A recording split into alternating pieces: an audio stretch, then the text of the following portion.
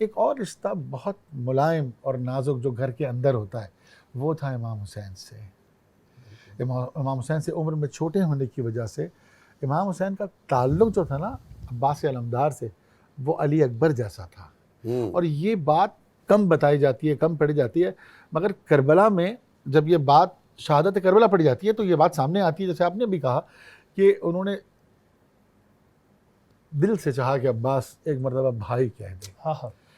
تو وہ کیوں کہا؟ کیونکہ عباس کو گھوڑ سواری صرف علی نے نہیں, حسین نے بھی سکھائی. مولا حسین کی اب تربیت. ساری اسٹریٹجی اور اس زمانے میں خلافتوں کی جو مخالفتیں تھیں اسی منصب کے لیے نکلے جس طرح اللہ چاہتا ہے.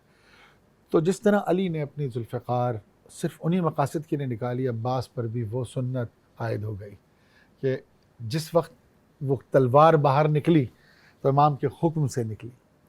حضرت ابو الفضل عباس علمدار اتنا چاہتے تھے امام حسین کو کہ یہ جو روایت ہے کہ عباس کے جانے کے بعد کمر جھک گئی, یہ بہت عیاں ہے. اس پہ مولا امام حسین نے یہ بات بھی کہی تھی کہ جو آنکھیں تیری وجہ سے سویا کرتی تھیں اب وہ جاگیں گی, اور جو تیرے خوف سے جاگا کرتے تھے اب وہ سوئیں گے. یہ مولا عباس کی شہادت کے بعد امام حسین نے یہ بات کہی تھی. میں ایک مجلس کا فقرہ نہیں بھولتا, اور جو کہ مقاتل میں بھی ہے, اور اس میں کوئی دو آرا نہیں ہے, کہ جب بیوی زینب علیہ السلام نے کہ جب بازو بندھے, رسیاں ڈال دی گئیں, ردا چھینی گئی, تو بی بی علیہ السلام کہتی تھی کہ میں ہمیشہ یہ سوچتی تھی کہ جس کا مجھے بتایا جاتا تھا بچپن میں کربلا میں ایسا ہوگا ایسا ہوگا ایسا ہوگا, تو میں سوچتی تھی جس کا عباس جیسا بھائی ہے اس کے بازوؤں میں کون ڈالے گا رسی.